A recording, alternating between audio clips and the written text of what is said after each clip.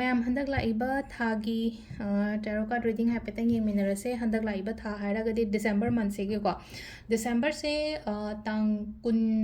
gi matung dagidi ayumda lairani ko aduna offline consultations kumba kai gumba lak piningaga so dum lak pa yagani ko offline yengba oiro aduga crystals ko crystals order toroki ba kot ki ba su tang kun manga side loina la aga lobi ba yarani ko aduduna haidi offline consultation pas crystal sale gida aina haidi no mangani togibado adugi keno se store da laga lobiro ko de 25 side ge ado sida card se ani ne ko ina thamise ko haidi tarot card normal amala ire amana oracle card hai tare ko angel deina kari message la ke hai bado ko ado sida ai aina ningi ba wish mayam do kaino da akhoi comment ai biramo handaki chahi lotion basida hai tare ko chahi lotion lo basida leina ko aina pame ba kholi ba sugumba mayam se lakador ba matam sida ko lakador matam hai 25 se haidi mathangi tha gumba oira anina koina haidi 25 sida leina ko aina ningi ba aina pame ba wish to hai tare ko comment kai da itho pa hai gadi positive affirmations amma da hai tare ko haidi phangdraga su phangye na ibiramo wa ado yengba hominara se ko haidi ipok numit ki matungina ko nomajing da yana horase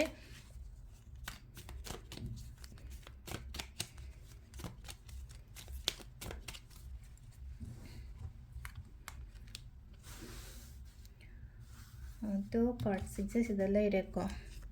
नमाजिंग Namit की ओइना आई सीधा card से मंगा खत्म उठोक जगह को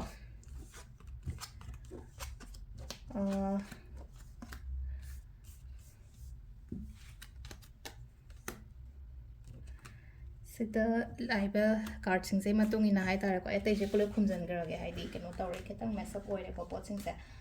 अदुगा ले Horiba card सिंग से कोई नमाजिंग नमित के को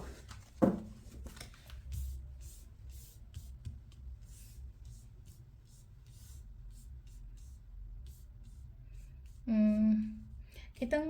थोनिंगदबा थबा इंखांग थौदोकुंबा थोखिबा खोटखिबा खरा लेरेको हाइदी अइना पामदी पामजदबा अदु तारागसु लेनको हाइदी थोनिंगदबा थौदोकुंबा थोखिबा लोइगिबा ओइनादि लोइरेको हाइदी सिगी प्रॉब्लम म्यामसे लोइना लोइरेको अदुगा हौजिकसे कइनो हाइ मतमसिदको हंदकी लाइबा थासेको आइगी लोइशनदबा थबकुंबा लेरगदि लोइशनबगुंबा ओइबदो सिदको लोइशनबा ngamgani pangthokpa ngamgani aina khalliba aina ningiba aduma mayamdo loina pangthokpa ngamba oinasu oireko sida adagi lam chatpa khopa adumba su khara lai ko sida lam chatpa se lai khoiramba mari leina basu oiba yai natraga haidi thabaka relate oiba su yai ko adumai tawraga malai ko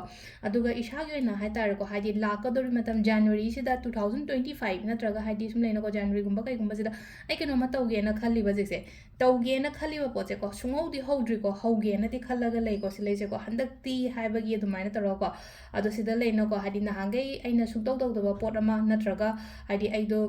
aina business ama somda tawge na khalle somda ama ga haurage handak ti ate yenga ge hai ba gi adumai ni ishada ama su leiri ko ar taraga di adugi poto hobiyo ko haidi engonda kana ba porakani ko aduga aiga loina ba mi ngai na harasne ko aiga loina ba mi ngai su haidi mabuchen chengani ko dum aina aiga thabak tawmina ga dori ba khot ka dori ba adum ba mayam du so aduga loida ba thaba inkhang gum ba kai gumai na haidi adu lotion ba su oi ishada hai tar ishada matam piyo ko hajik se ishada matam piyo give up tawba ya te ko sida leina ko point khara da hai tar ko khatang disappointed oi ba khara leiri ba point khara da hai ba get aina khalli ba aina ningi ba aina pami ba do haidi phangdaba gi damak ta haidi amu tu osirane tawrisirane haibagi adumbagi wakhana makharaga lai ko sida ado si sina ko emotionally amu down chal hali ko aduna yari ngai haidi si se keno to bidaba hai ta ko try to go hairi ba try to go haibagi atradi leino ko hauro na haibaga chamane ko sile amu ko try to go khot ko haise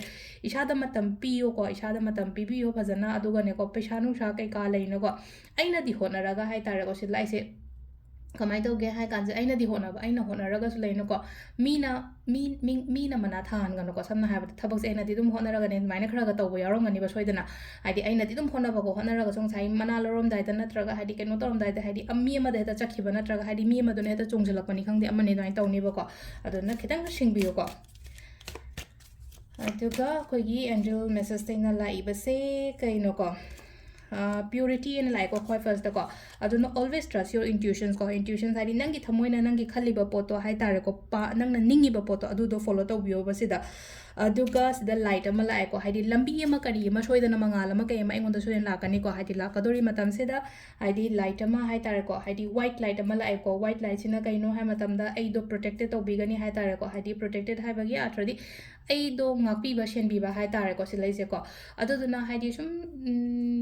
lai ning ba hai tare ko khatang hai tare ko haidi believe tobiyo ko haidi sugum ba sida so ko haidi spiritual oyo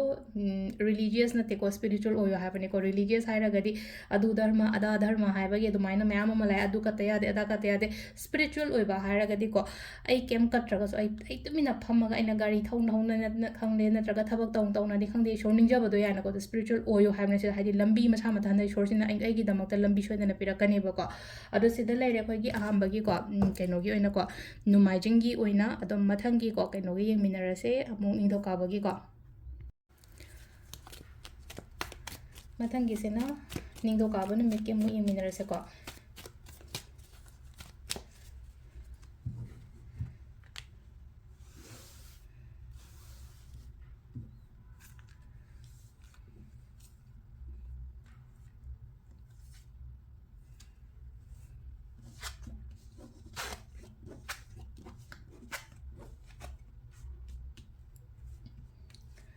yengjanba yame kalakpa yame ko aduduna khatang hai tare ko haidi isha gi oina hai tare protection gi oina sum leina ko haidi kai kai no tawba ya ba dum tawbiyo ko haidi natraga haidi aigi energy aigi aura se yamna strong ohenba ma haidi kemta hai tare koina haidi kamaina haidi protected hai gadi haidi crystals kari crashin aba khotpa adu dum to ngana ma leigre ko adu natraga na haidi koina Saturday ritual to thokpa cleansing kari kra iru jaba khoppa da ma to bodo mai tara haidi negativity kari kra myam se yaring ai changhan dana ba hai tare ko aigi life ta adu maina ma leire ko adu duna haidi aigi amana amu aigi aura natraga aigi energy se yam strong oiraga di haidi mina phana yengchilake la mina khana kena to ke aingonda changwe bodo khara sonju manju na bada khara su hena changi dana ma kha haidi maina mina yengchilak poiro ama oiro ko adu duna haidi mina yengchilak pa ko pa khara lei yaring ai leino ko haidi wakhan se yam strong hen ba haidi era noina yengchandana aingonda kemta to bo so ngamoi da bagi hairage dumaina khandokpa ma di yai ko se leise ko emotionally yamna balance oi ba ma darkar oi like ko haidi emotions ina hai tare ko haidi ngasai gi emotions hai ba gi atradi ngasai gi nungai ta ba thwai nungai ta ni khangde shauning bani khangde amani khangde adu duna he hai tare ko aina tawgodori ba thabak natraga ai gi chat ka dori ba du amom blockages pi gani ba adu na emotion control taw adu duna emotion se control taw raga di ngasai gi yet liba natraga haidi lambi thingi ba kholi ba mayam se loina ma keno taw gani ko adagi nungai na da ba khota ba gum ba leiraga so ko masa mathanda aingonda haijarakpa adum amasu lai ko hadi compromising kaino da malai ko hadi state da malai ko sida khana ba chaina ba khot ki ba leiraga su aingonda haijarakpa masa mathanda haijarakpa ko pa mai taw lai ko aduga amadana mu kamaina no hai kan sida aina khaliba aina ningiba aina pamiba poto successful di oyo di hai adubu marak sida leino ko challenge khara di lakani ba haidi challenges lakani obstacles lakani adu taraga su nangi tawbum topodo pazana tawba hai tarako kemta hai taran yellow mairom yeng dana ai gi tawbum topoda chapyung na khalaga tawko definitely ai mai pakani ko adu dana silai se haidi confident layo aina taw ko dori bathabak sida haidi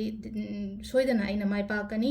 aduga sida yele na traga haji oidare ngasi oidare heyeng oidare kaina kem khangano bo oigani ba soidana haidi mayam na line phangaga so aina kitang khara tapna phangba haiba dune ba sida lai se ko ado si sina khoi gi kaino lere card message lere ko aduga haidi khoi gi angel message ta na haidi kari lake haiba do adum so yengmina rase mayam manifestation ana lai ko thabak taw matam da ko thamoi sheng na taw ko haidi keno ma taw matam da thamoi sheng na taw aduga sida leina ko haidi adu taraga di aina ningba aina pami ba kholi ba aduma mayam to loina phangani ko aduna haidi purnima lakpa do oro chahi lorakpa do oro chahi horakpa do oro ko haidi manifestation phazana taw minar se khonda se ko amana amu silena ko transformation saina malai ko transformation sina kamaina no hai kan sida ko sometimes ki gano kaino ma tawba matam da hai tar ko ki gano hari thaba am ho matam da lambi ma changchan matam da isha da aki ba tham gano ko ataraga de engon da soidana ahong bala kani basida hari transform taw hai bagi amasu lai basida life sin hangai le rami ba lifestyle do ga natraga ai se karamba mi man ka hari le no ko ai se sum wangangan da ba mi ne natraga ai se kaino taw wande haraga da hari lak tori matam sida hai tar ko change pura oina lak do ai haite haraga so ko hari si haita ba thabak se hari changjal lo ba mai he jani basida ki gano ko kemta aduna sile no ko manifestation taw taubu khopa malai angel card so loina positive oire ko se lai se ko sidana katang negative oi tar negative oire ga so taudori ba thabak sidadi engonda mai pa o kholo habagi dumaina ama so luxury ko ado sisina khoi gi ningthau ka ba na met ki leire ko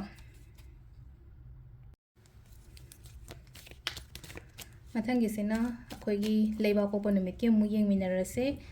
leiba ko pa mi ngai ki ko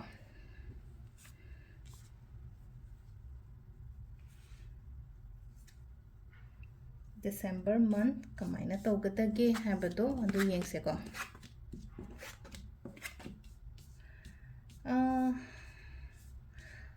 haurakpa matam hai tare ko khatang tha haugalakpa khopada hai tare ko financially kai gi stress kumba khara leiba yai ko haidi financially haidi kitang pesang thagi matha saba kotpa hojik su leram yai ko khara taraga sigi leiriba hai tare ko financial stress kumba kai gumba leiriba ko liba mayam se haidi kuina sangna lei ganno dipi ko sida leino ko aduga se leino ko darkar leiraga di mingon dagi hai tare ko haiba aido haiba talle aido hangba talle natraga aido haiganda ba hai tare ko mingon da adumaina oina oi ko aduduna yaraga di dum leino ko haidi hayo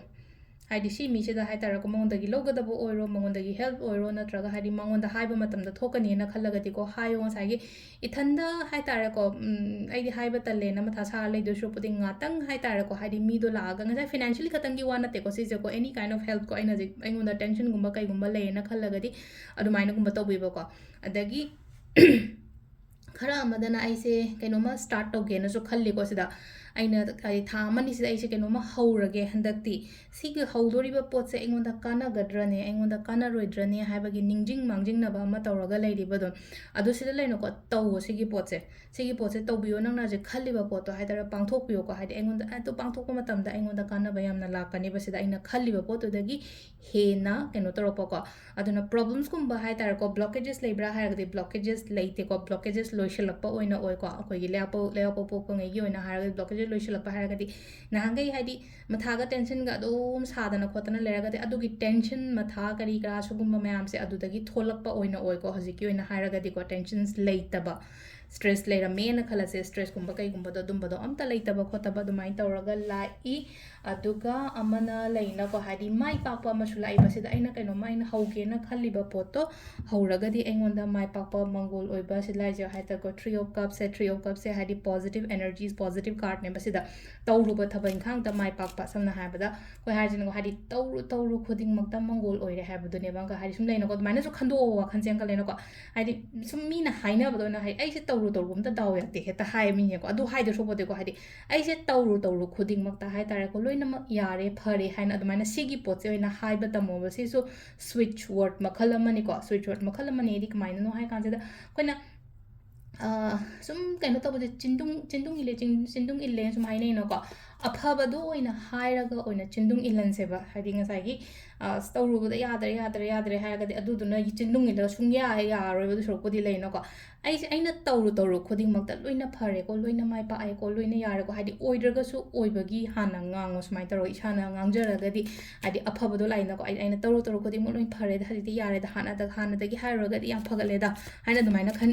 adaina ngangba ko ataragadi sileino ko hadi positive kaino di laiba outcome yam phajana laiba sida aina khallagadi leire paisagi tensions gumba leiraga su ko hadi first week gumba kai gumba khatang shabe ai ko ahambagi ta hawalakpa makhata badi kesu dumaina tension du yam di leiro ko aduga oracle ka taina kari lake haiba matam si da sida lai se ko akoi gi kaino lai tree wisdom haina mala ai ko aduna aina sida lai sida sigi card se akoi gi kaino ne ko sida lai ja aina khaliba aina ningiba poto chumme haina khallaga dumaina gumba tawbiyo ko sida leise ko ki gano kaino mataw matamda current situation se engon da jing nungai te khote na hairaga su ko haidi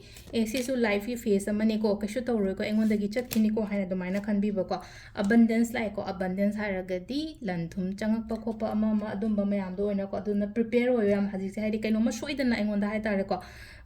kaino haitare ko adi pesa nung chani khangde amani khangde adumba mayam do lakpo oina changakpo oina incoming mode lebu hadi phigau saraga yaraga hadi wakhanda dumai taroga lebiyo ko afaba changani afaba laani haibagi dumai taroga sisina khoi gi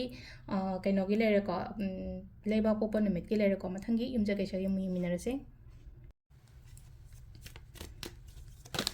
mathangi sena khoi gi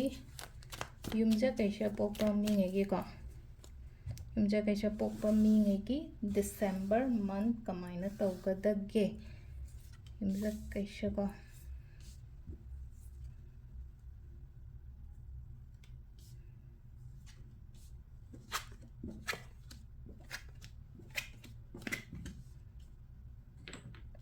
ꯑꯐꯕꯁꯨ ꯌꯥꯝꯃꯤ ꯑꯐꯕꯁꯨ ꯂꯥꯛꯏ ꯀꯜꯂꯛꯄꯁꯨ ꯌꯥꯝꯅ ꯂꯩꯀꯣ ꯁꯤꯗ ꯂꯥꯛꯏꯁꯦ ꯌꯨꯝꯖ ꯀꯩꯁꯥꯒꯤ ꯑꯣꯏꯅ ꯍꯥꯏꯔꯒꯗꯤꯀꯣ ꯁꯤꯗ ꯂꯥꯛꯏꯕ ꯄꯣꯠꯁꯦ ꯑꯩꯈꯣꯏꯒꯤ ꯍꯣꯠꯅꯕ ꯍꯥꯏꯇꯥꯔꯦꯀꯣ ꯑꯩ ꯏꯁꯥꯒꯤ ꯑꯣꯏꯅ ꯍꯥꯏꯗꯤ ꯍꯣꯠꯅꯕꯗꯤ ꯌꯥꯝ ꯍꯣꯠꯅꯩꯀꯣ ꯑꯃꯒ ꯍꯥꯏꯗꯤꯀꯣ ꯑꯗꯨꯝ ꯍꯟꯖꯟ ꯍꯟꯖꯟꯅ ꯂꯩꯀꯣ ꯌꯥꯗ꯭ꯔꯦ ꯈꯪꯉꯒꯁꯨ ꯑꯗꯨꯝ ꯍꯣꯠꯅꯅꯤꯡꯕꯒꯤ ꯏꯁꯥꯗ ꯑꯗꯨꯝ ꯂꯩꯖꯩꯑꯕ ꯑꯗꯨꯝ ꯍꯥꯏꯗꯤ ꯁꯤꯒꯤ ꯄꯣꯠꯁꯦ ꯍꯥꯏꯗꯤ ꯑꯣꯏꯔꯔꯣꯏ ꯌꯥꯔꯔꯣꯏ ꯍꯥꯏꯔꯒ ꯂꯩꯅꯀꯣ ꯃꯤꯅ ꯍꯥꯏꯔꯛꯑꯒꯁꯨ ꯂꯩꯅꯀꯣ ꯑꯩ ꯇꯧꯈꯤꯒꯦꯗ ꯑꯩ ꯒꯤꯞ ꯑꯞ ꯇꯧꯔꯣꯏꯒꯦꯗ ꯍꯥꯏꯕꯒꯤ ꯏꯁꯥꯗ ꯑꯗꯨꯝꯕ ꯑꯦꯅꯔꯖꯤꯁ ꯑꯃ ꯀꯩ ꯑꯃ ꯑꯗꯨꯃꯥꯏꯅ ꯂꯩꯖꯩꯀꯣ ꯑꯗꯨꯒ ꯑꯩꯉꯣꯟꯗ ꯑꯐꯕ ꯃꯌꯥꯝ ꯑꯃ ꯂꯥꯛꯑꯦꯀꯣ ꯍꯥꯏꯗꯤ ꯂꯥꯛꯀꯗꯧꯔꯤꯕ ꯃꯇꯝꯁꯦ ꯍꯥꯏꯇꯥꯔꯦ ꯂꯥꯛꯀꯗꯧꯔꯤꯕ ꯃꯇꯝ ꯗꯤꯁꯦꯝꯕꯔ ꯃꯟꯊꯁꯦ ꯍꯥꯏꯇꯥꯔꯦ ꯑꯩꯉꯣꯟꯗ ꯈꯨꯗꯣꯡ ꯆꯥꯕ ꯅꯠꯇ꯭ꯔꯒ ꯍꯥꯏꯗꯤ ꯀꯩꯅꯣ ꯍꯥꯏꯔꯁꯤꯅꯦꯀꯣ ꯁꯝꯅ ꯍꯥꯏꯔꯕꯗ ꯑꯩꯅ ꯄꯥꯝꯃꯤꯕ ꯑꯩꯅ ꯈꯜꯂꯤꯕ ꯄꯣꯠ ꯑꯩꯅ ꯀꯩꯅꯣꯝꯃ ꯅꯤꯡꯕ ꯑꯃ ꯂꯩꯔꯒꯗꯤ ꯗꯤꯁꯦꯝꯕꯔ ꯃꯟꯊꯁꯤꯗꯤ ꯑꯩ ꯁꯤꯃ ꯂꯩꯕ ꯁꯤꯃ ꯁꯥꯕ ꯅꯠꯇ꯭ꯔꯒ ꯁꯤꯃ ꯇꯧꯔꯒꯦ ꯀꯥꯏꯅ ꯈꯟꯕ ꯂꯩꯔꯒꯗꯤ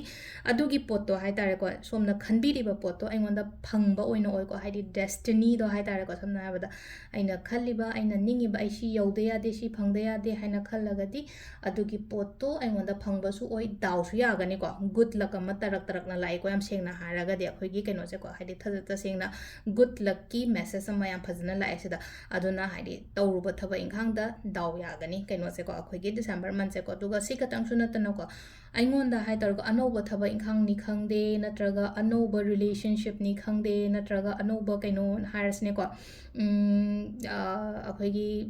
ꯕꯤꯖꯅꯦꯁꯀꯨꯝꯕ ꯀꯩꯒꯨꯝꯕ ꯍꯧꯕ ꯃꯇꯝꯗꯁꯨꯀꯣ ꯑꯩꯉꯣꯟꯗ ꯄ꯭ꯔꯣꯐꯤꯇꯦꯕꯜꯗꯤ ꯑꯣꯏꯒꯅꯤꯕ ꯑꯗꯣ ꯁꯤꯗ ꯑꯐꯕ ꯃꯌꯥꯝ ꯑꯃ ꯂꯥꯛꯑꯕꯅꯤꯅ ꯈꯪꯕ꯭ꯔꯥ ꯑꯐꯕ ꯃꯌꯥꯝ ꯂꯩ ꯐꯠꯇꯕꯁꯨ ꯑꯗꯨꯝ ꯈꯔ ꯌꯥꯎꯔꯤꯕꯁꯤꯗ ꯃꯤꯅ ꯌꯦꯡꯁꯤꯟꯕ ꯀꯣ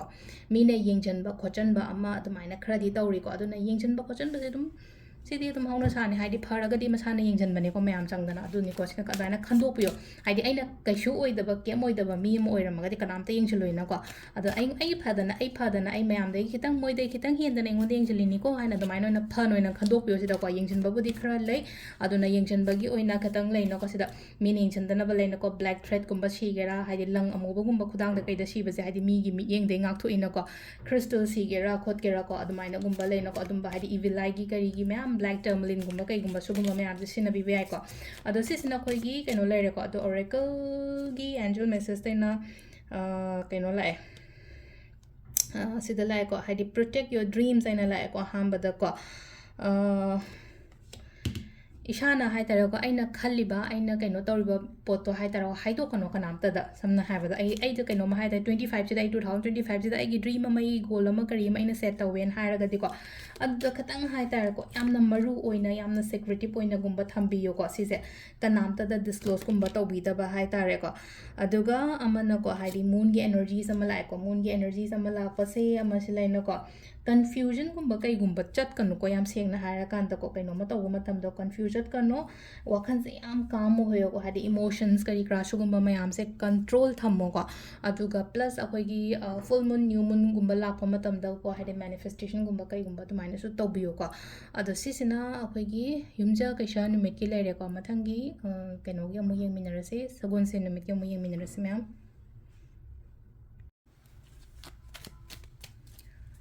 ꯃꯊꯪꯒꯤꯁꯤꯅ ꯁꯒꯣꯜꯁꯦꯟ ꯅꯨꯃꯤꯠꯀꯤꯀꯣ ꯁꯒꯣꯜꯁꯦꯟ ꯅꯨꯃꯤꯠꯀꯤ ꯂꯥꯛꯏꯕ ꯗꯤꯁꯦꯝꯕꯔ ꯃꯟꯊꯁꯦ ꯀꯃꯥꯏꯅ ꯇꯧꯒꯗꯒꯦ ꯑꯗꯣ ꯍꯥꯏꯐꯦꯠꯇꯪ ꯌꯦꯡꯉꯁꯤ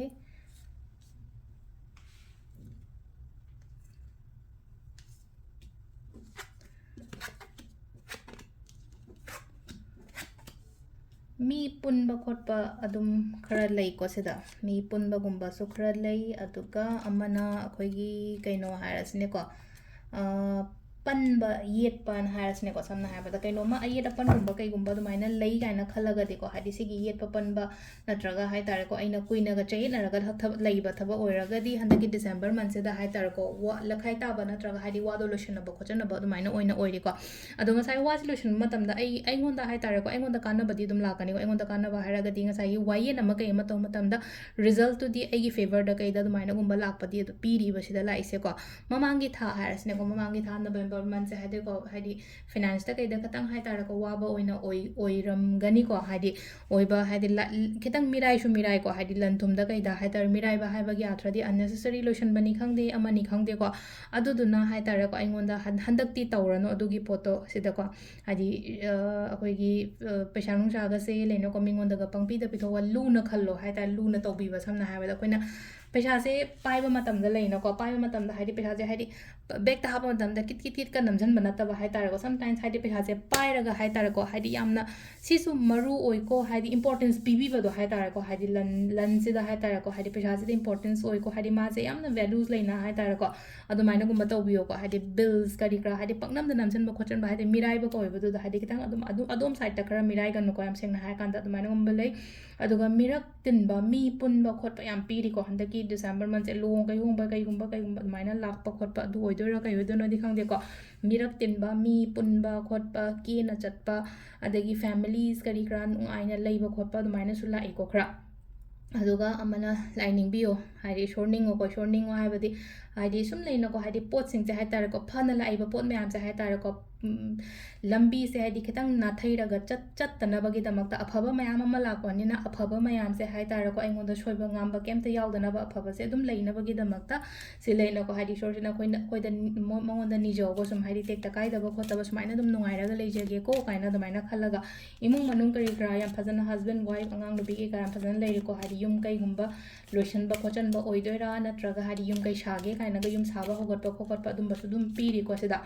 ado maina la e aduga mana khogi angel gi message ta ina kaino hai kansida khogi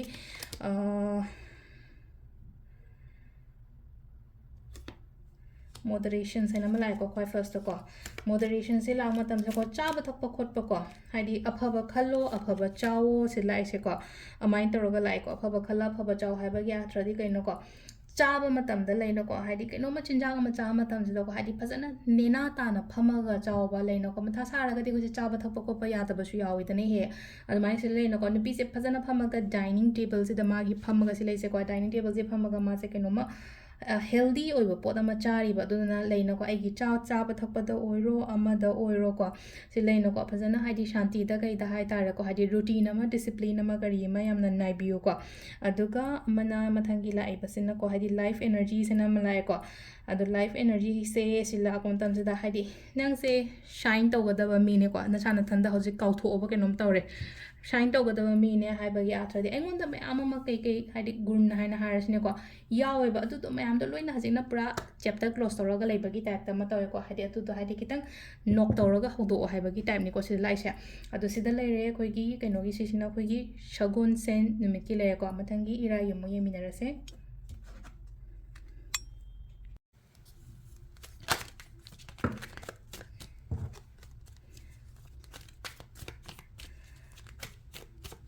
mathangi sena irai numit ke ko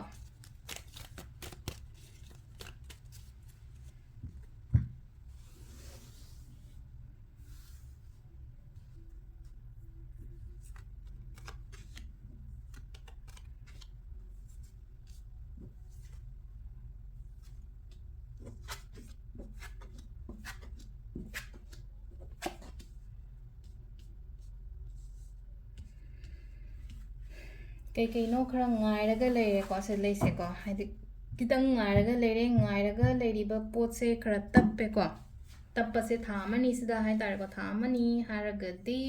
lakadori ba thamani sida haidi aingonda changakpadi yai sigi pot se ko aino je ngai jaraga leiri ba pot se ko adumai taraga la e aham bai sina ko haidi thaba inkhang yam chin ba yai ko December month se haidi thabak chin ba hai ba ya atradi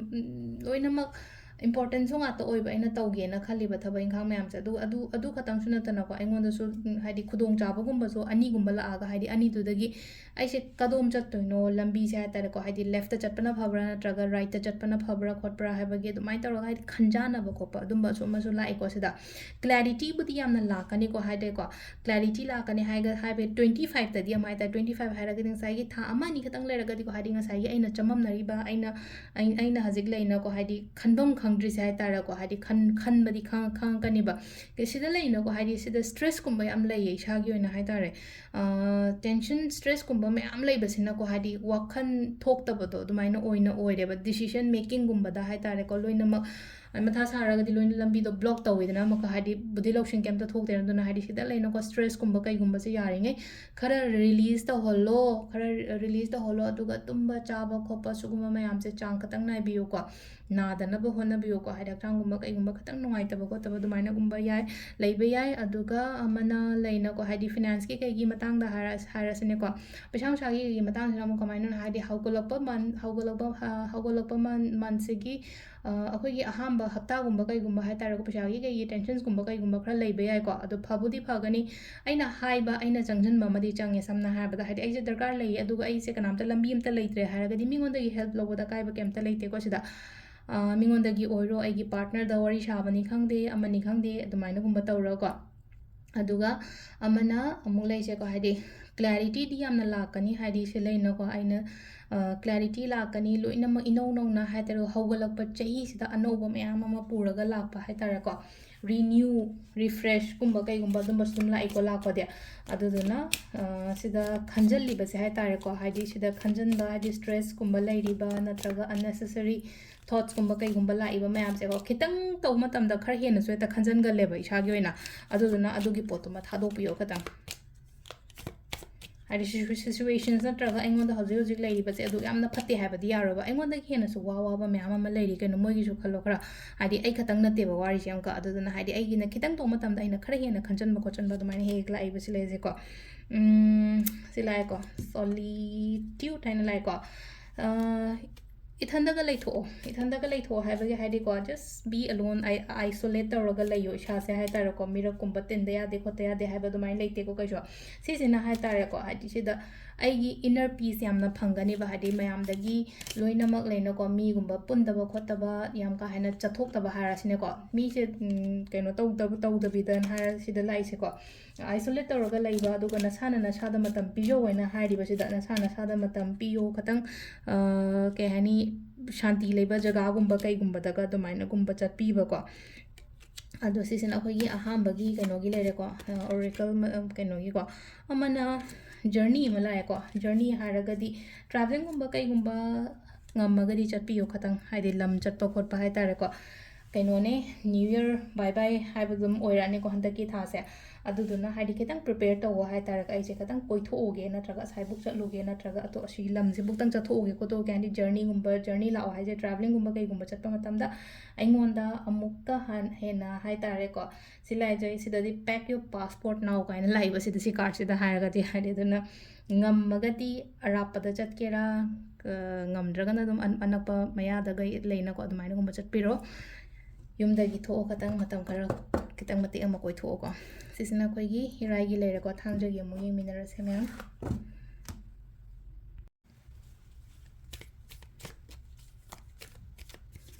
ꯃꯊꯪꯒꯤꯁꯤꯅ ꯑꯩꯈꯣꯏꯒꯤ ꯊꯥꯡꯖ ꯅꯨꯃꯤꯠꯀꯤ ꯍꯥꯏꯐꯦꯠ ꯌꯦꯡꯉꯁꯦꯀꯣ ꯊꯥꯡꯖ ꯅꯨꯃꯤꯠꯀꯤ December ꯃꯟꯊꯁꯦ ꯀꯃꯥꯏꯅ ꯇꯧꯒꯗꯒꯦꯀꯣ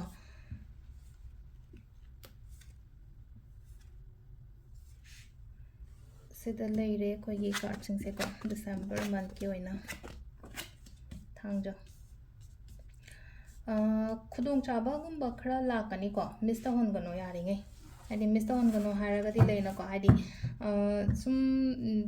ꯀꯩꯅꯣ ꯁꯤꯗ ꯂꯥꯛꯏꯁꯦ ꯍꯥꯏꯇꯥꯔꯦꯀꯣ ꯃꯌꯥꯝ ꯑꯃ ꯂꯥꯛꯄ ꯃꯇꯝꯗ ꯂꯩꯅꯀꯣ ꯍꯥꯏꯗꯤ ꯃꯤꯠ ꯅꯥ ꯁꯤꯡꯉꯣ ꯇꯛ ꯂꯥꯎꯅ ꯍꯥꯏꯇꯥꯔꯦꯀꯣ ꯊꯕꯛꯇꯣ ꯀꯣꯛꯍꯧꯅꯕ ꯍꯥꯏꯔꯁꯦꯕ ꯁꯤ ꯂꯥꯛꯏꯁꯦꯀꯣ ꯑꯩꯉꯣꯟꯗ ꯁꯤꯗ ꯈꯔ ꯂꯥꯛꯏꯕ ꯈꯣꯠꯂꯤꯕ ꯃꯌꯥꯝꯁꯦ ꯑꯗꯨꯒ ꯍꯥꯟꯅꯒꯤ ꯍꯥꯏꯇꯥꯔꯦꯀꯣ ꯄꯥꯁ ꯑꯦꯛꯁꯄꯤꯔꯤꯌꯦꯟꯁꯀꯨꯝꯕ ꯈꯇꯪ ꯅꯨꯡꯉꯥꯏꯇꯕ ꯈꯣꯠꯇꯕꯗꯨꯅ ꯍꯧꯖꯤꯛꯁꯦ ꯂꯩꯅꯀꯣ ꯑꯅꯧꯕ ꯑꯃ ꯂꯥꯛꯄ ꯃꯇꯝꯗ ꯅꯤꯡꯁꯤꯡ ꯃꯥꯡꯖꯤꯡꯅꯔ ꯈꯔ ꯂꯩꯒꯅꯤꯕ ꯑꯩꯁꯤꯕꯨ ꯇꯧꯁꯤꯔꯅꯦ ꯇꯧꯔꯣꯏꯁꯤꯔꯅꯦ ꯑꯩꯉꯣꯟꯗ ꯀꯥꯟꯅꯒꯗ꯭ꯔꯅꯦ ꯑꯩꯉꯣꯟꯗ ꯃꯥꯡꯒꯗ꯭ꯔꯅꯦ ꯍꯥꯏꯕꯒꯤ ꯑꯗꯨꯃꯥꯏꯅ ꯇꯧꯔꯒꯀꯣ ꯑꯗꯨꯗꯨꯅ ꯁꯤꯗ ꯂꯥꯛꯏꯕ ꯀꯩꯅꯣꯁꯤꯒꯤ ꯀꯥꯔꯠꯁꯤꯡꯁꯤꯒꯤ ꯃꯦꯁꯦꯁꯀꯤ ꯃꯇꯨꯡ ꯏꯟꯅ ꯍꯥꯏꯔꯒꯗꯤ ꯀꯣꯟꯐꯤꯗꯦꯟꯠ ꯂꯩꯌꯣ ꯑꯩꯅ ꯍꯧꯖꯤꯛ ꯇꯧꯒꯦꯅ ꯈꯜꯂꯤꯕ ꯄꯣꯠ ꯅꯠꯇ꯭ꯔꯒ ꯑꯩꯉꯣꯟꯗ ꯍꯧꯖꯤꯛ ꯆꯪꯉꯛꯏꯕ ꯄꯣꯠꯁꯤꯒꯤ ꯃꯇꯥꯡꯗꯀꯣ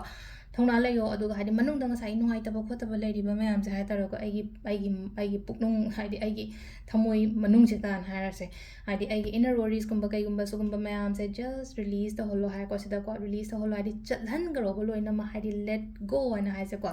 ꯈꯜꯂꯅꯣ ꯀꯩꯝꯇ ꯍꯥꯏꯇꯥꯔꯦ ꯈꯜꯂꯅꯣ ꯍꯥꯏꯗꯤ ꯆꯠꯍꯟꯈ꯭ꯔꯣ ꯌꯥꯔꯦ ꯍꯥꯏꯗꯤ ꯀꯥꯟꯅꯗꯕ ꯄꯣꯠꯅꯦ ꯀꯥꯟꯅꯗꯕ ꯃꯤꯅꯦ ꯀꯥꯟꯅꯗꯕ ꯋꯥꯈꯜꯅꯦꯅ ꯈꯜꯂꯒꯗꯤ ꯂꯣꯏꯅ ꯑꯩꯒꯤ ꯂꯥꯏꯐꯇꯒꯤ ꯂꯣꯏꯅ ꯀꯤꯛ ꯇꯧꯊꯣꯛꯑꯣ ꯏꯟꯊꯣꯛꯈ꯭ꯔꯣ ꯂꯣꯏꯅꯃꯛ ꯁꯤꯒꯤ ꯄꯣꯠ ꯃꯌꯥꯝꯁꯦꯀꯣ ꯑꯗꯨꯒ ꯑꯅꯧꯕ ꯂꯥꯛꯄꯁꯤꯗ ꯍꯥꯏꯇꯥꯔꯦꯀꯣ ꯍꯥꯏꯗꯤ ꯈꯨꯗꯣꯡꯆꯥꯕ ꯑꯅꯧꯕ ꯂꯥꯛꯏꯕꯁꯤꯗ ꯍꯥꯏꯗꯤ ꯁꯤꯗ ꯂꯧꯕꯤꯌꯣꯕ ꯑꯗꯨꯒꯤ ꯄꯣꯠꯇꯣ ꯊꯕꯛ ꯑꯣꯏꯔꯣ ꯏꯪꯈꯥꯡ ꯑꯣꯏꯔꯣ ꯍꯥꯏꯗꯤ ꯃꯤꯗ ꯑꯣꯏꯔꯣ ꯑꯃꯗ ꯑꯣꯏꯔꯣꯀꯣ ꯁꯤꯒꯨꯝꯕ ꯃꯌꯥꯝꯁꯦꯀꯣ ꯑꯗꯣ ꯍꯧꯖꯤꯛ ꯂꯩꯅꯀꯣ ꯍꯥꯏꯗꯤ ꯂꯝ ꯆꯠꯀꯦ ꯈꯣꯠꯀꯦ ꯀꯥꯏꯅ ꯈꯟꯕ ꯂꯩꯔꯒꯗꯤ ꯆꯠꯂꯣ ꯇ꯭ꯔꯥꯚꯦꯂꯤꯡꯒꯨꯝꯕ ꯀꯩꯒꯨꯝꯕ ꯇꯧꯒꯦ ꯈꯣꯠꯀꯦꯅ ꯈꯜꯂꯒꯗꯤ ꯆꯠꯂꯣ ꯑꯗꯨꯒ ꯑꯃꯅ ꯂꯩꯅꯀꯣ ꯑꯃꯨꯛ ꯑꯩꯅ ꯂꯩꯔꯤꯕ ꯃꯑꯣꯡꯁꯤꯗꯒꯤꯀꯣ ꯍꯦꯟꯅ ꯑꯃꯨꯛꯀ ꯀꯩꯅꯣꯝꯃ ꯇꯧꯔꯒꯗꯤ ꯑꯩꯉꯣꯟꯗ ꯌꯥꯝ ꯀꯥꯟꯅꯕꯗꯤ ꯑꯣꯏꯒꯅꯤꯀꯣ ꯁꯤꯗ ꯍꯥꯏꯗꯤ ꯑꯩꯅ ꯂꯩꯔꯤꯕ ꯍꯥꯏꯗꯤ ꯌꯥꯝꯅ ꯀꯝꯐꯣꯔꯠ ꯑꯣꯏꯕ ꯂꯦꯚꯦꯜꯗꯅꯦꯕ ꯍꯧꯖꯤꯛ ꯂꯩꯁꯦꯀꯣ ꯍꯥꯏꯗꯤ ꯀꯝꯐꯣꯔꯠ ꯖꯣꯟꯗꯒꯤ ꯊꯣꯛꯂꯛꯑꯒꯗꯤ ꯑꯃꯨꯛꯀ ꯍꯦꯟꯅ ꯄ꯭ꯔꯣꯒ꯭ꯔꯦꯁ ꯂꯩꯒꯅꯤ ꯍꯥꯏꯕꯒꯤ ꯑꯗꯨꯃꯥꯏꯅ ꯇꯧꯔꯒ ꯂꯥꯛꯏꯀꯣ ꯁꯤꯗ ꯑꯗꯨꯒ ꯇꯧꯒꯦ ꯍꯥꯏꯅꯕꯨ ꯈꯜꯂꯒꯗꯤꯀꯣ ꯏꯁꯥꯅ ꯆꯞ ꯌꯨꯡꯅ ꯈꯜꯂꯒꯗꯤ ꯍꯥꯏꯗꯤ ꯇꯧꯕꯗꯤ ꯂꯣꯏꯅꯃꯛ ꯉꯝꯒꯅꯤꯕ ꯊꯥꯡꯖ ꯄꯣꯛꯄ ꯍꯥꯏꯅꯀꯣ